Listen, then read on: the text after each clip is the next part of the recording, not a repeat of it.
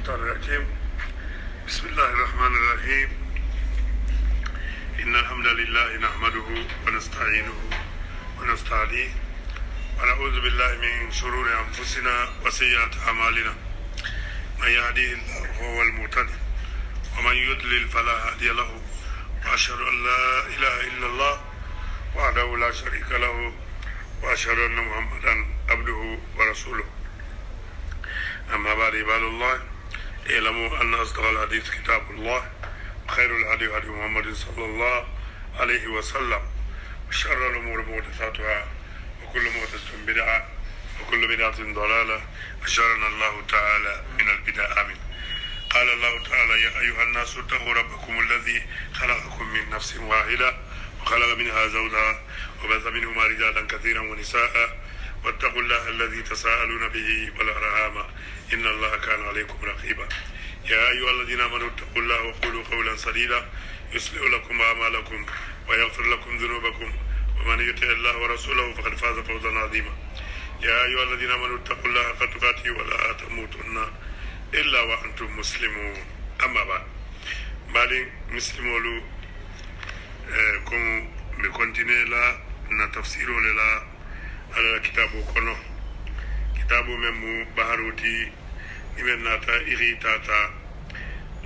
إغاتو أنياما إداتو دياتا نياو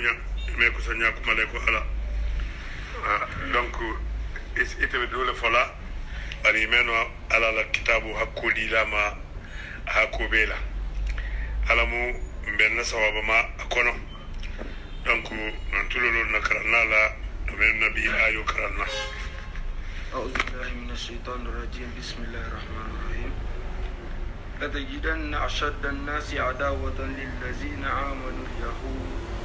والذين أشركوا ولتجدن أقربهم مودة للذين آمنوا الذين قالوا إنا نصارى ذلك بأن منهم قسيسين ورهبانا وأنهم لا يستكبرون.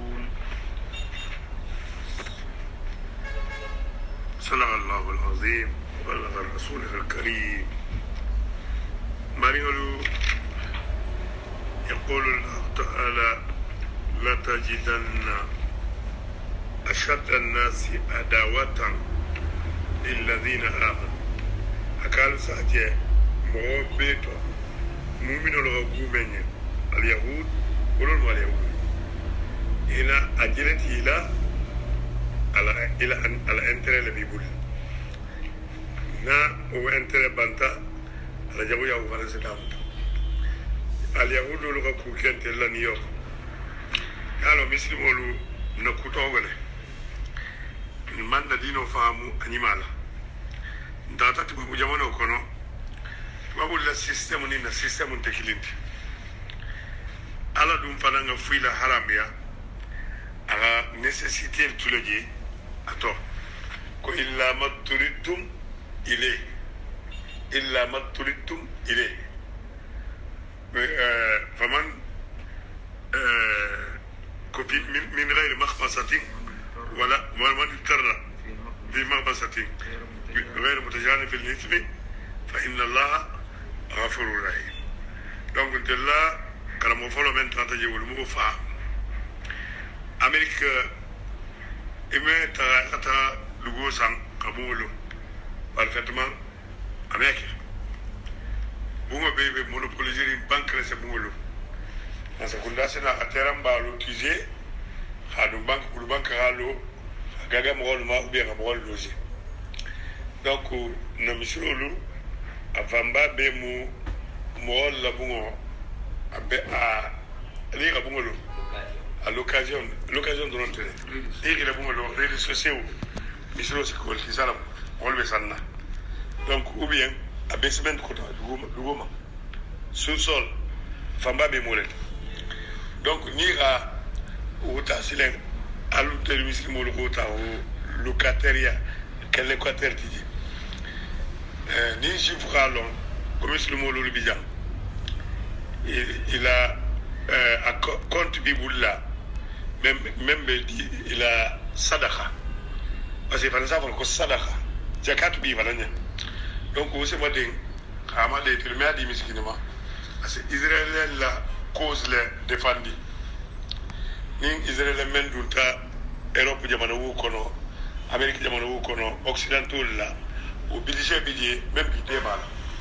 itel ni dunta nyame kar worotu la ko be bata nyabo abe wala godo le donc yo godo do le ta wala misri wala misrul balan kanma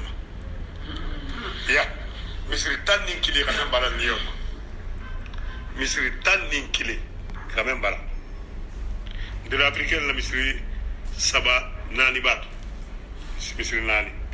donc misri tan ni kili quand même balan parce que africaine la misri ko siya misri bi jaman africaine na dina new york kono ñoko wonti donc woto silen ni al-yahudu al-khalon ko misri mo bi jam ise lette sabe bunti goma ibila bunga galale ni ko kinta gagala asimeni ka misro men bija bijal sarala ni ko kabe $5,000 de sarala ate se 10,000 liwo wala bil Allah bo adi 10,000 sara iso sara hasa mu gande halun tala ala ko atolo boji abenni alate nimbu wala fana mu na valeur mu million kilati sasa million kilni tala kalboji galo wonya kayne ke kilin na misiro imola ko mambala asentara anyaje la junna ndaga fatwa ke me bu mo sanno do be mo tala ribala abe mo tala ribala aba agagali tem aba ite loje la kono ite gala riba sara imangala locataire sara ala dum ko kama muslimo tu ala tu kafiru koto donc tela misiro na sanne ribala itirara na saribala itirara nsero abu samfanga inna mogol manso mo abu sa ribala c'est nécessité tout et c'est notre là bon là emila bo bari c'est notre misiro la rila bo misiro tandi ki bertamen ndela misiro ay sandine étage là en investment abe mo keme nim bi sama sutu abe kono anku nyasa ba donc nyobe na tamuma ayo yin morof aboko ku jawu yale mot wallahi bun trambe mbulu New York misiro ni radio ko permanence abe dula ben faransa tete mo ba satini ku jivul gasa silwama ha tonya habi abasiya samuwanti mo wonti ay bula na ma ko ko nyatu intasa na business kuma za hasa ngabuje to donc o bayital ko ala ga men fo ila koto ngafula lien ngoy men jifla ime alquran fasaru lon foni tata tibabu jamano kan jifu be jamme ni jifu lojeta ni jifu sigita sigi no yala isalo ko ala ga men be fo alquran koto nyala wallahi akoko والذين أشركوا أنهم مؤمن فلم بجلم بطول أنهم مؤمن فلم مو نابي فلان كفيالا مش من داي وبي مسلم مول فلان تو مسلم فلان كفولو مسلم قبر بطلالو مسلم ولي بطلالو مسلم من دي ولي يمفيو مؤمن من دي ولي يمفيو بس مؤمن ولا غيبان فلان كفياما مسلم ولا فلان كفياك نافلا ليم كو مسلم ميدو غارجنا مؤمن ولا ميدو غارجنا altagal qur'anu lam ta'ala bangala inta melaje ko muslimo dula dar yanna andi mu'mino le bedu nar yanna memam fa kamala iman yuqabiluhu shirk wala gatla ala ku mu'mino ronde nar yanna itenta fali alquran kalanga diya ha bara kalan tata bi masilen hanya di baba na lumme imaije ko mu'mino muslimo aljanna muslimo non الذين آمنوا وعملوا الصالحات الذين آمنوا وعملوا الصالحات إيمان مؤمن لا بدنا نار مثل مو فنبا كين تدو نار يلا أصابي فنبا بيفلان كف ميرا فلان كف على ما يميل نار يلا على قال كيلا ين ولا غدا يم نقول بيتي كلا إن أشركت يا أبتنا عملك بابا أيو مسيرتا أيو بمسيرتا ولا مسيرتا كابولو لقى على كيلا ين ko ni ka fulaka walama ni ka gaburo batu ni as hormo la ini motima ko be do arjam ako ko la fi isra baro betina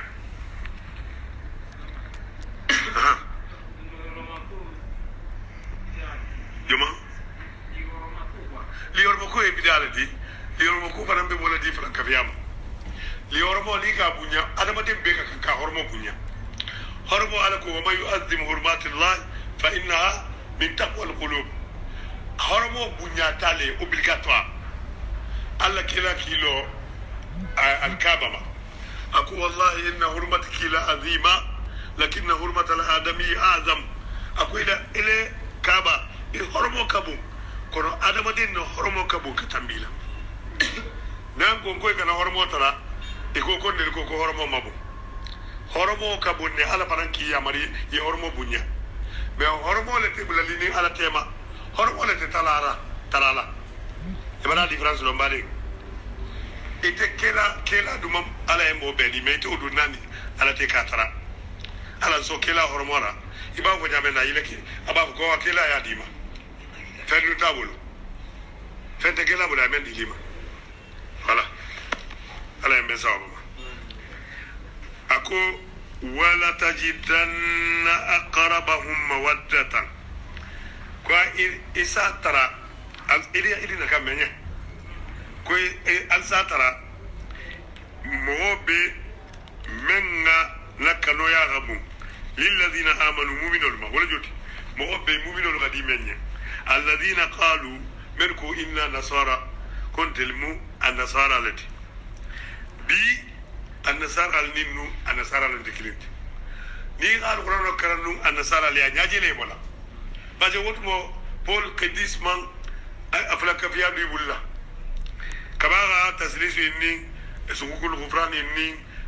إيسا فتحلو علي لولا ولو نيكولا بوليسلام أداوة دين نيتما نوت أداوة تران نيتة ذلك بأن منهم قسيسين ورهبان يكو باري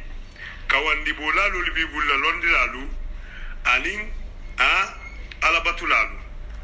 وأنهم لا يستكبرون إمي فانتو بنيا باريولو رهبان قسيس سناو ولا الينزاي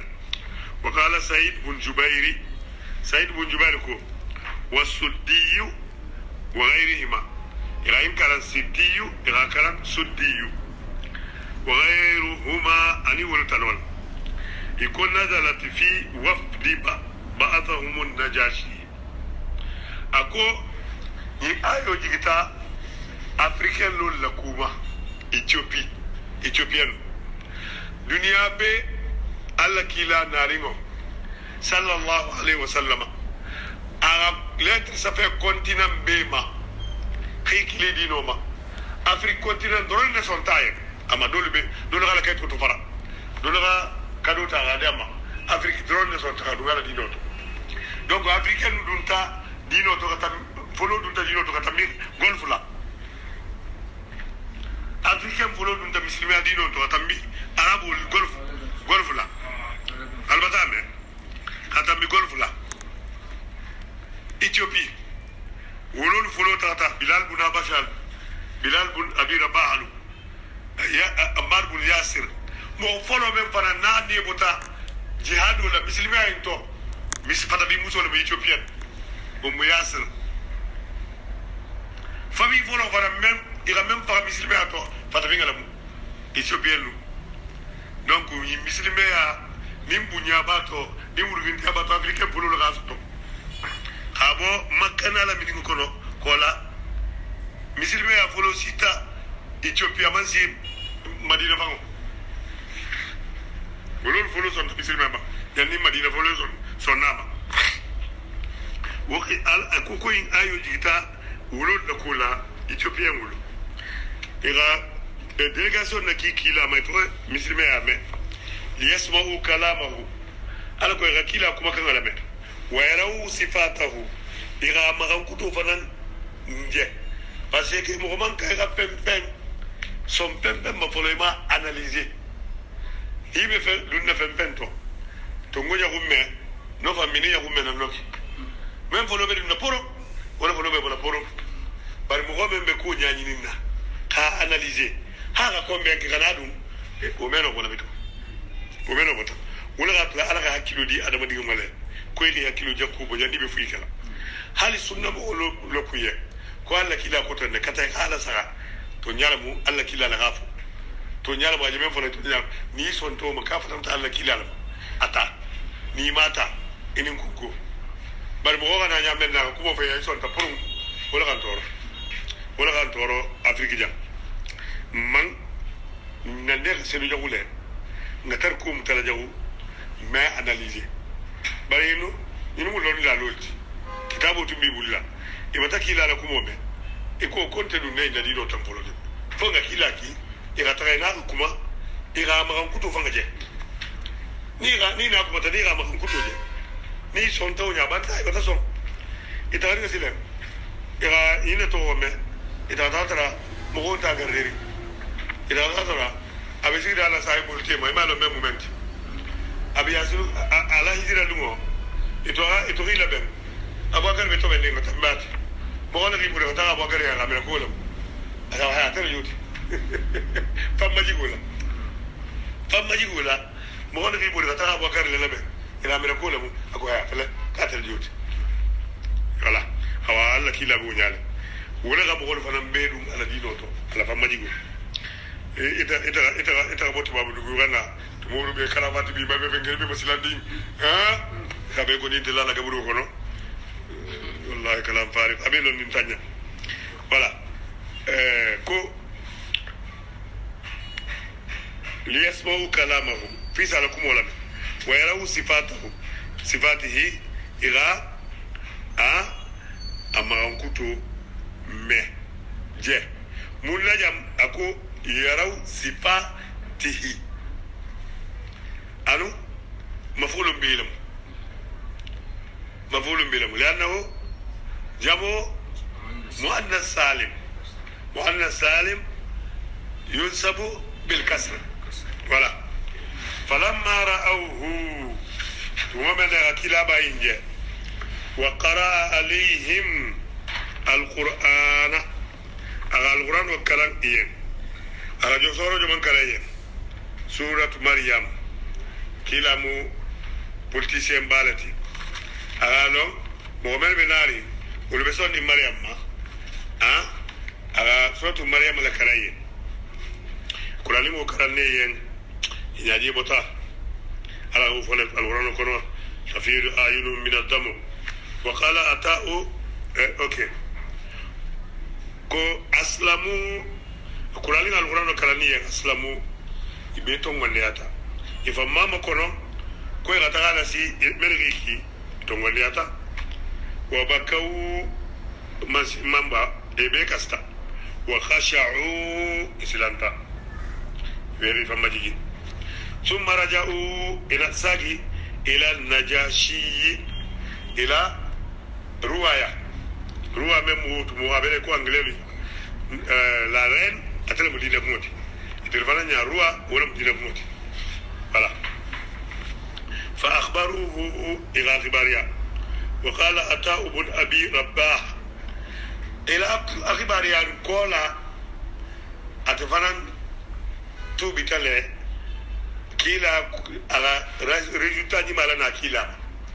wa kila encourager kila natana ala saibulu ki anadi muso anake Osman bin Affan boto wol anata wol kimaje kira taje koy bata la manière de la soto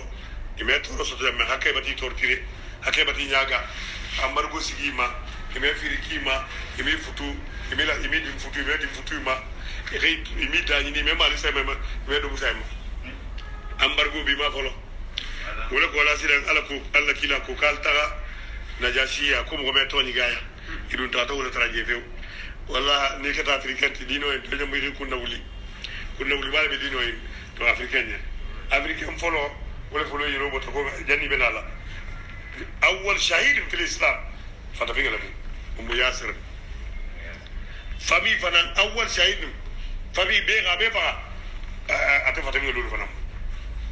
wallahi kubalati misri be ala dunga xabon nabi mo ko la fente seri fuliya kan ala wo bunyadi fata binga loluma wa qala qatada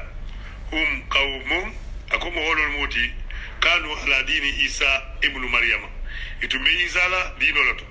falamma ra'aw almuslimina kabira muslimol je wa sami'u alqur'ana ila qur'ano kamme aslamu itongondiata walam yatala'thamu ma mana tala'thum ibe kumalenga dala kata tala'thama wala joti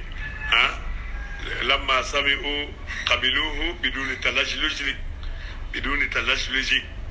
سيدالي ما سيكاو دوات سنتا من كولا ساكي ولا متلاعثمت واختار ابن جرير غين سغندي أن هذه الآيات كآيوين نزلت في صفة أقوام بهذه المذهبة donc mo ni ma kutobe into ita kata dina kutamoti irikili dino ma in sababu se kai fanantate bota wala jeno kanu min al-haba sawa'un kanu min al-habasha hali ta take Ethiopian noti aw ghayraha mais ayu kan jigi ta Ethiopian dol la kula fa qawluhu ta'ala ala kukiyen dunia be to man coloniser ya Amerique men jo anglais va coloniser français le coloniser ta dunia be le be ni on coloniser bara Ethiopie man coloniser ya free land man coloniser لتجدن أشد الناس عداوة للذين آمنوا اليهود والذين أشركوا ما ذاك أقول العداوة وانتفيتي إلا لأن كفر اليهود كفر عناد هتقولون لك كافرية مجاهلية كافرية لك إذا لك كافرية بانو كافرية لك وشهود أني دن تامبو نيم بانو ولا أطلع المسلمون لولو كفر الجهود وكان وجل بولدينو كنولة نيكو سايم كو داسيبلا إمان داسيبلا كنتيما مودو إمان كنتيما ونيكو كو داسيبلو تدينتي لا نهو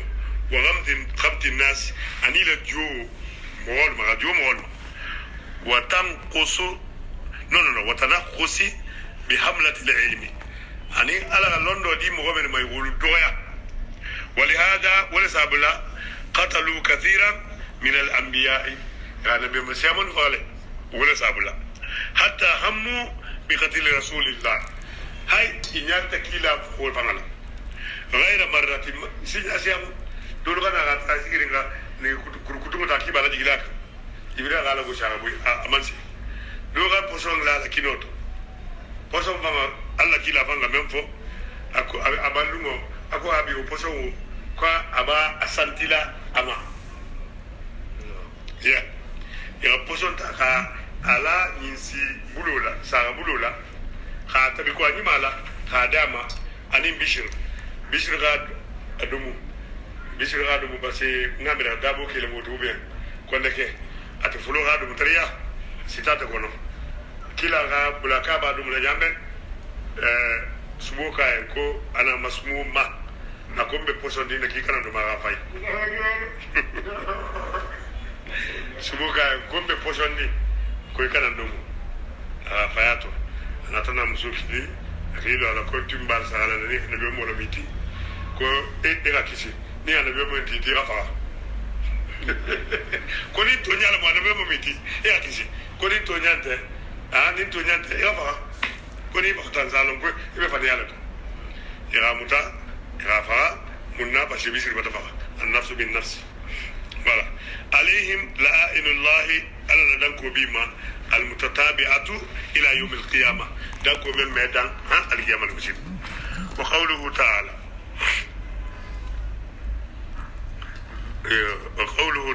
وقوله تعالى حبيب الشيخ كلمة سينجورك ولا تجدن أقربهم مودة للذين آمنوا كويس مولجة من غسطوا مثل مولو كانولا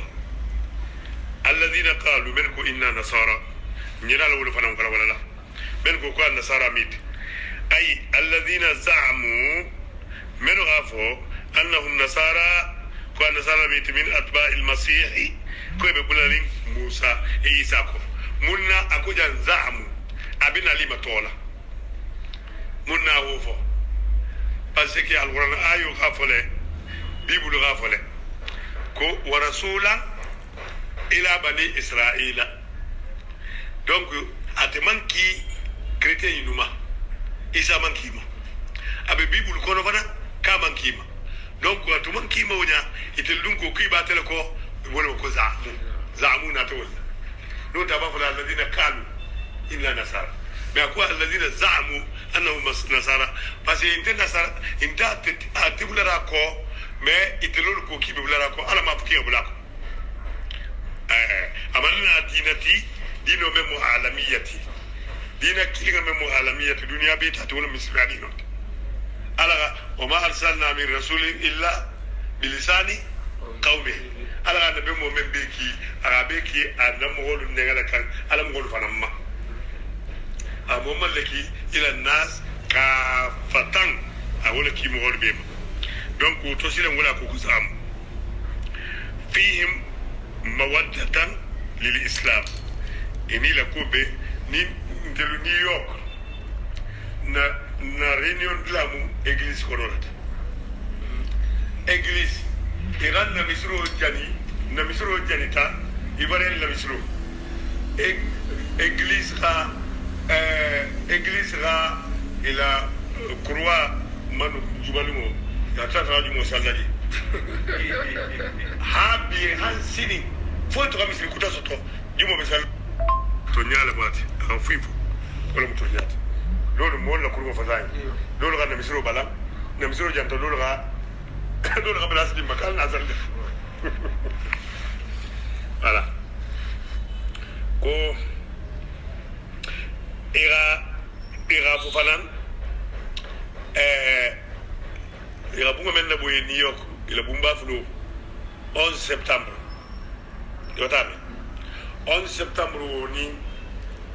kera misro dugo sankaya misro do raje ani ngetema ametambi iko jani kabakundala etumbeje misil wala ko men na boy etumbeje e ya bala misilo lo lala america ko futel la muyindi yo alba lawo jall bala misilo lo jabbe para kan ko ko jabbe abelli alate église lu belo tanko ram supporter han abedola bella ka be kala bar ni gay ni la cross le jelore ebe gorman chala jela ko ba ke ese kawo abelo la ya bar mo kuta do fa mbolo la ko ka be piscine belo la ko bo sol ni kila turu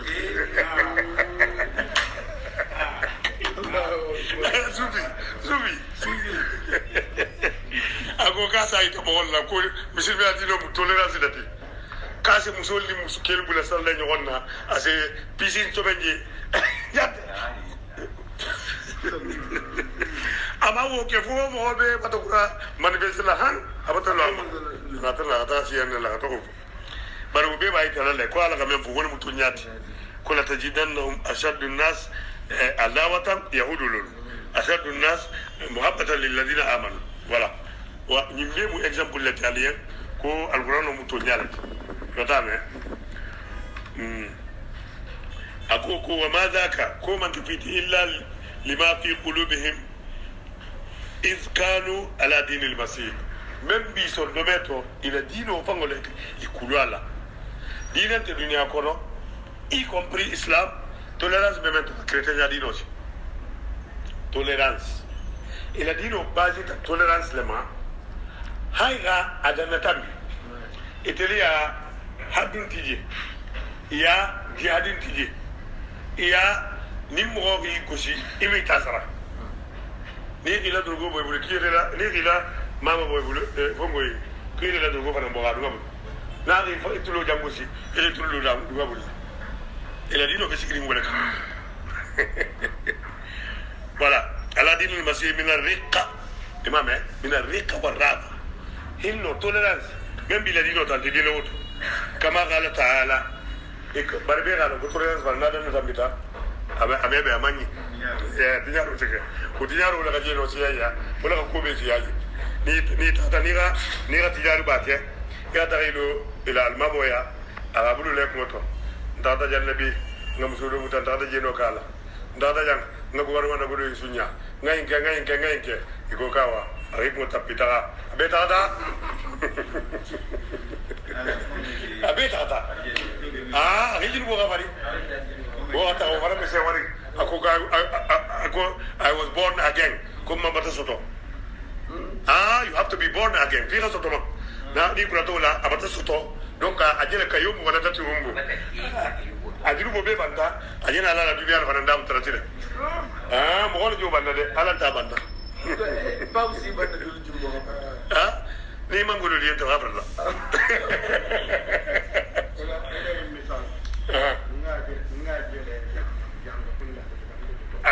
wa bataje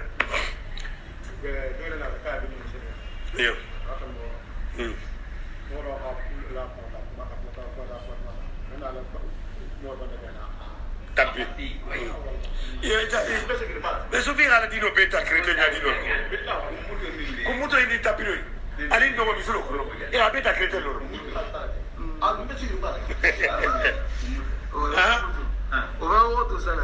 esakele ira ta credo loro e la dino ta pamba beta rin credo loro mani ani grec lu ala avoko ko ala be dunia be la beto e vota grec loro ha bu ga fembe dunia ala de lato ala fi kulli makan credo fongo lo tamoti Platon ali Jean-Jacques Rousseau li fongo ko lo yide mol wajalna fi qulubihim fi wala alaku kama qala ta'ala ko ala gafa jamel wajalna fi qulubi alladhina ittaba'uhu rafatan wa rahma wa rubaniyat akun na kerike mohol sol de même men bulata isa ko kero men kata munti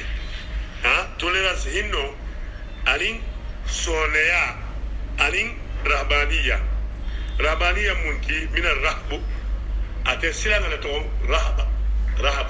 ar-rahib al-irhab turhibuna bihi wa kalma kilga lamu rahbaniyat donc isilanta ala nyale hayli tola rahbaniya la voilà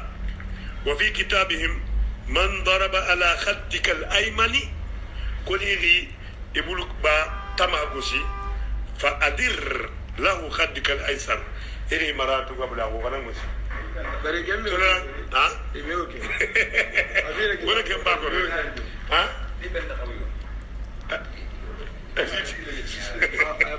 أنا يبي كرنا ولا ده يبي كرنا ولا هل شو تلا تبازولي ما زين مكرنا يبي بفولي ولي على ما يكون وليس القتال مشروعا في ملتهم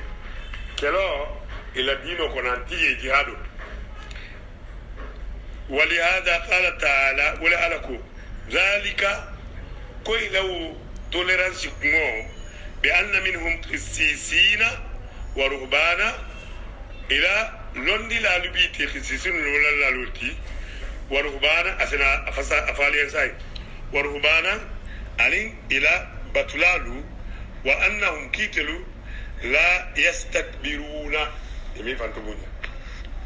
أي يوجد فيهم إفرنا مؤكرون لبي إيات باول كرون من بيلة ديلا مؤنت نيغا جعل غافو كون ناي مسولوتا كو ني مسولوتا ني لا كان تغنو دومو دينو سورس من بيبولا على ولتا ولما إتياتا جاو يلا دينو لا سيلو دو بيبولا voilà بأن منهم قسيسين أكو دين الالبيت لوندي الالبيت ما يصير فتوى التامو ومنما ورهبانا أنين إلى بطلالو وأنهم لا يستكبرون يمي فتبون قسيسلو ولولو ميلا كرانالتي رهبانلو من غي ديبورتي غتاغا مثلو إلى إبليس الله إمرنين سيرولو أي يوجد فيهم القسيسون وهم خطباءهم إبتاجة وهم خطباءهم إلى الكرنال لبربي كواندلا وعلماءهم ماني لوندلا واحدهم قسيس واحد مجمنتي قسيس وبيان خصون أيضا وقد يجمع على خصوص وقد يجمع أيضا على قسيسيون voilà والرهبان جمع راهب الغاز أكلنا كلا لا يسفر من راهب وغير وهو العابد ولا مبطلات ما ينافون عليه كل البطلان يلفهم مشتق من الرهبة وهي الخوف سلام عليكم رهبة كراكب وركبان فارس فرسان روى ابن أبي حاتم عن حامية بن رئاب قال سمعت سلمان كون سلمان كمل وسئل عن قوله أن كاتا ذلك بأن منهم خسيسين ورهبان قال هم الرهبان الذين هم في الصوامع والخرب أكو كل خسيسون من بي إلى بتدل الله والخرب خربي يلين كانتمو إيغا توبن خيسغا خرب السيارة سيارة لا خرب مونتي على فوتاي سوفرنا خرب مونتي أربع من سكلا كونيا على خيسغا خرب بنا إن الأروديين استماع الخرم والكف نمو الأرود كلام نين خرم نين كف كفتا يسافون مكو الخرب ومونتي نيبه تختيو كلام بس العروض عروض مونتي هي علم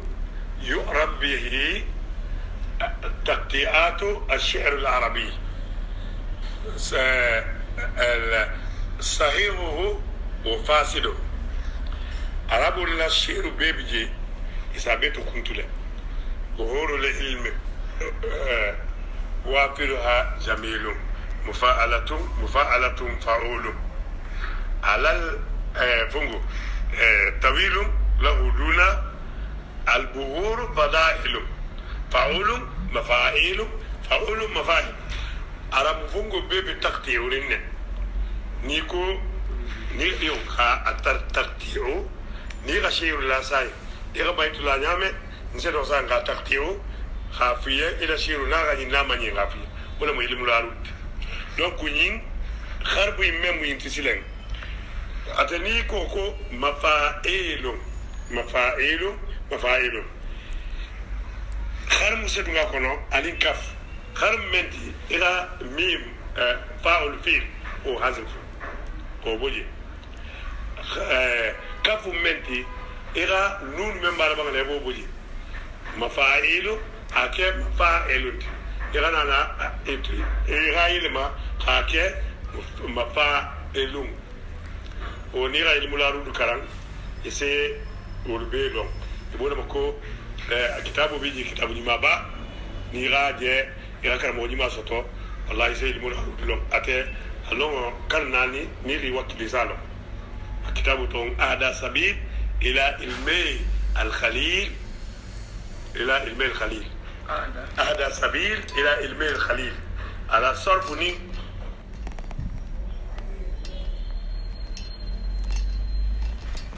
على صرفني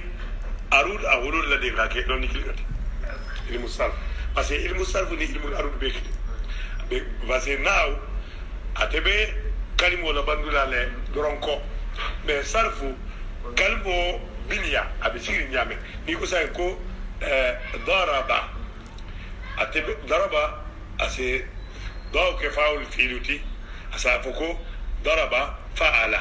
أسفاو ك ضاو كفاول فيلوتي راو ك عين الفيلوتي باو أو ك لام الفيلوتي وإلم الأرود فنبي بلا لا ولا كو ولا قتلا الكتاب كلين تبع خي فلو بي بلا كلين يدون ده يونيفرسيتي لا ني باللغة في هو كلام علم الأرود ني ما ني خاطر كلام سيجلا سيقول ما سugula parce que sugo nyamula gana wonya ima ndere mbata sugo me sabanga sia batete ni ko say misigri nya say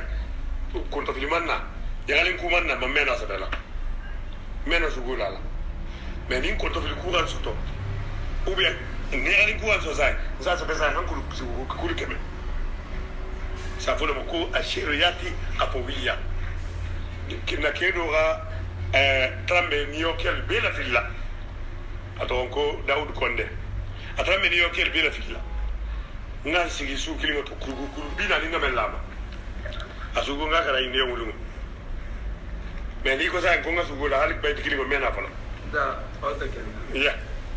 no sugo la long bulle ya sugo asia ka 30 40 awa ni kurata ilmu la arul lonna la donc mo de ngene ni kurata ilmu la arul lonna ha baba ibe sikalale parce que e ko menga mansolo wala be selani mansolo donc ni ga dam de baba ko funga ala be mu règle mais ni wonte ija fo no jara tu ina tsile sena corriger aku war rubadan qala hum rubanu alladhina hum fi as-sawami' wal kharab albata kharab long kharab fe beni ga to be si sigak voilà fada'uhum fiha ira اتوجه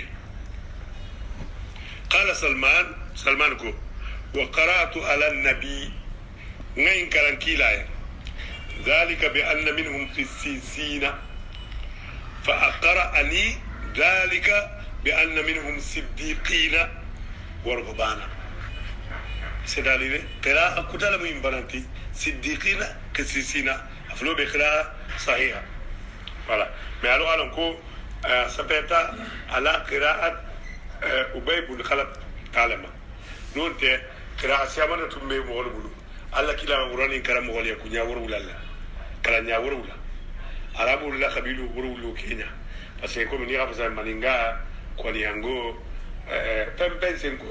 ya rango mirufore aninjo manu pempen kasungo sala kullo dodo sen kofo ulbe la kamo urula tumbe arabu kanto donc ni kila be ko la menya so karam azikaram we wala kanto yala fa ko kila ga karaye ko siddiqina wa rubban فقوله ذلك بأن منهم قسيسين ورهبانا وأنهم لا يستكبرون تضمن وصفهم أقول إلى ما كنتو ترتو كنا بأن فيهم العلم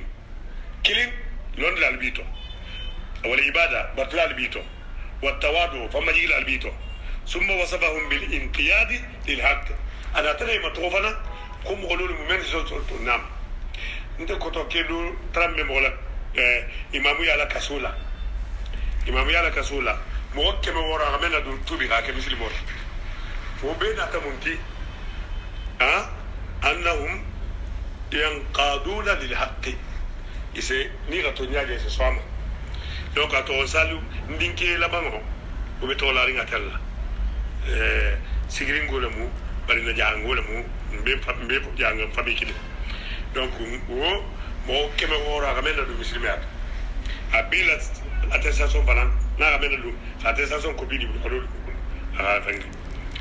wa atba'ihi wal insafi american lu liren kanga sia Amérique. Tu vois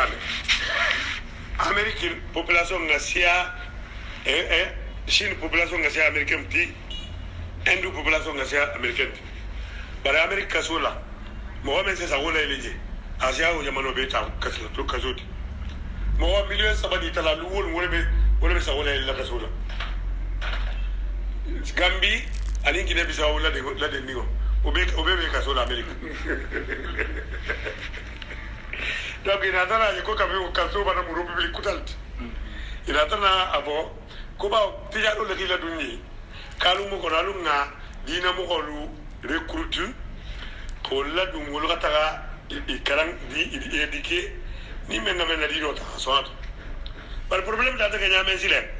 chrétien be tala je bouddhiste be tala je musulman be tala je alayhudu be tala je mo men be dunna dino tabe duna bisibe adrono to kilingo me dundulto e ko ga balangu ko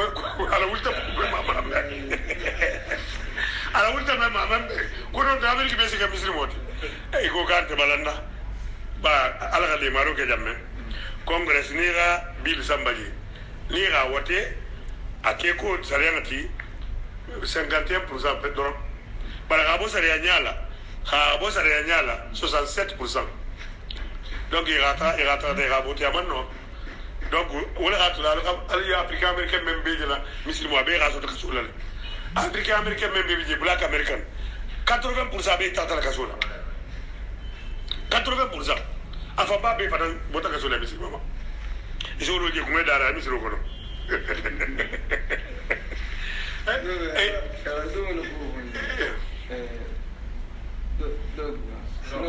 Suluk dog na mata ñokon konto musulman ay famba be musulman di gaje il a une mobile be famba be musulman fori me banka soke parce que ben c'est allé non tout le monde est libre ben c'est allé ta il a dit non gaga il a dit non gaga ni ramène ta sang mo ko ben ba do ta be sang musulman do na be sang no sa pratica animale bari imi digo kurundi ko fana mbi bulla ha ba ngwe dari bari alhamdulillah fa akata yawonya kalma sada bi bulla kala groupe tata mo nyini lani atir dron ne ki soto o bay kala ka no beto nyato voilà wa idha sami'u ma unzila ila ar-rasuli ni amerika fa men jigit kilama ha ترى أعينهم تفيض من الدمع مما عرفوا من الحق إساجة إن يجب لفارين كسولا منا يغتنيا من الله أي مما عندهم من البشارة ببعثة محمد دونك مما عرفوا من الحق ولجوت يغافوا من كيه كم هو بنالا على بنالا من كيه لتوان أحمد نيغو من يامي إسكاسي إسسوما يقولون ربنا يكستو اسمو ماري آمنا كم بكتون ونيا فاكتبنا إلى سفر كنيا ما شاهدين نسيد مغول لا غربوتو أي ما من يشهد بصحة هذا ويؤمن به أكون من سنتا ين كبارما كوكيلا بنالا من تو أحمد إيران نيول تو سفد لاكيلين أنيسون من سنتاما وهذا الصنف من النصارى جروب إنه هم المذكورون في قوله على قول لكوفو أغاف جمن إن من أهل الكتاب كم غالب النصارى التو لمن يؤمن بالله من بتوم ونيال علما وما أنزل إليكم أني من جيتات لما وما أنزل إليهم أني من جيتات الفرما خاشعين له لله يبي فما جيلا عليهم آية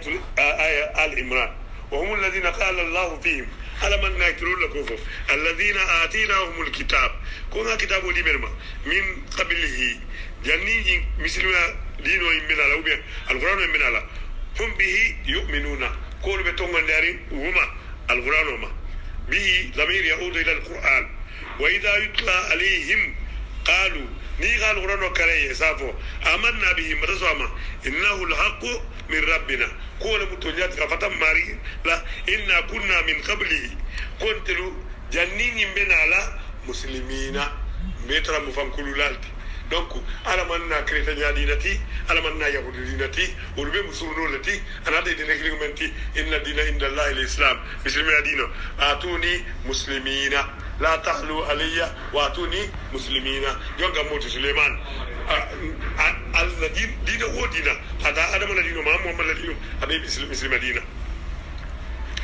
ila qawli yaku la yanbaghi no لا تبتغي الجاهلين هاد وآيونه ولذا قال تعالى ها هنا ولا لكم جانسلة لآيو منك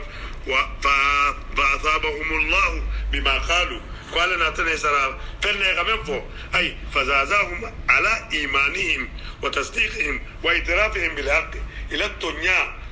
إلى سمو تنياما أني إلى الإيمانياما أني إلى سمو كو كيلا صلى الله عليه وسلم على كوفة الله إلى كتاب كونه إلى سموما على إسراء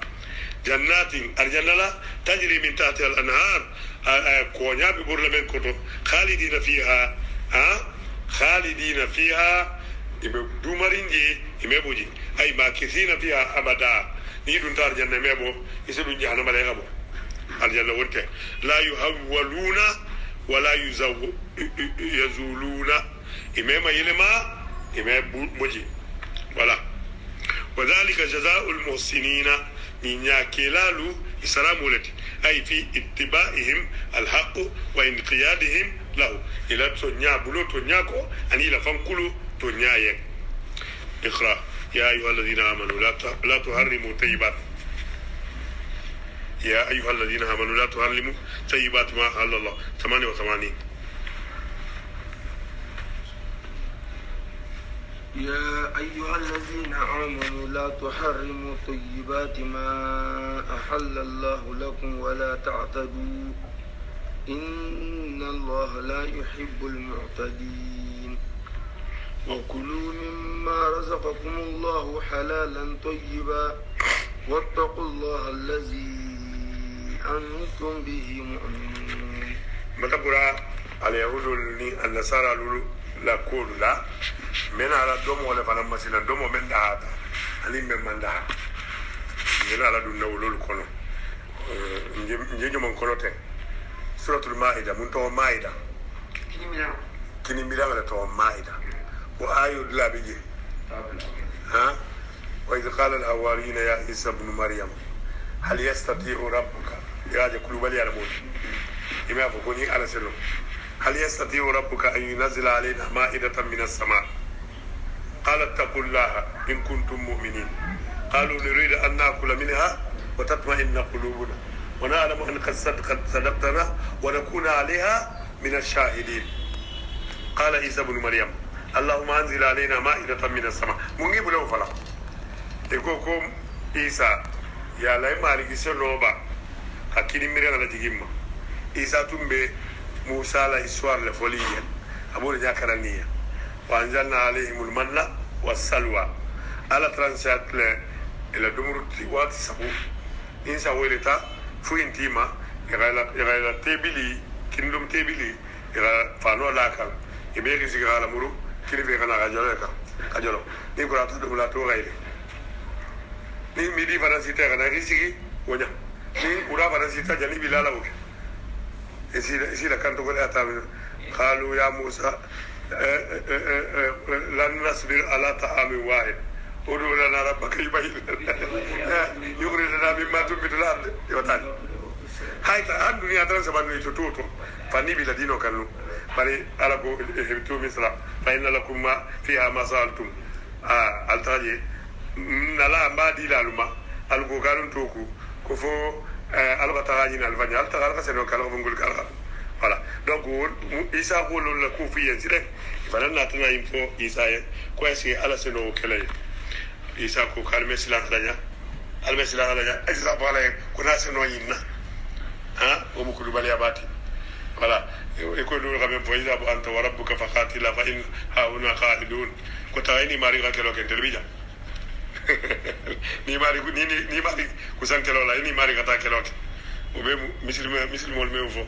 e ko kila la naqul laka idha bu anta wa rabbuka faqatila inma naqul idha bu anta wa rabbuka faqatila fa inna ma'akum muqatilin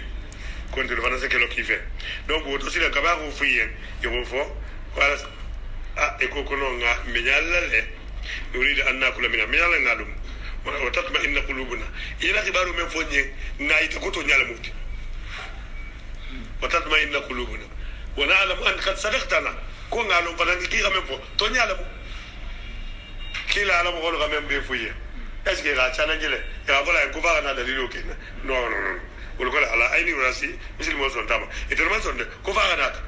انا تابع اللهم اللهم ربنا انزل علينا مائدة من السماء ala natana kini bela jigima ina tana la sila ko awen baru fi en to nyal moti Allahu akbar qala aliyu bun abi talha ani ibn abbas ترجمان القرآن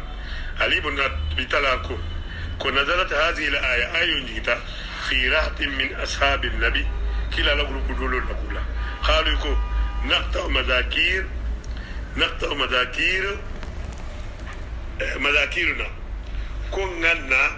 سويني نيمالو بي كنتو ترامي كو نيما منتو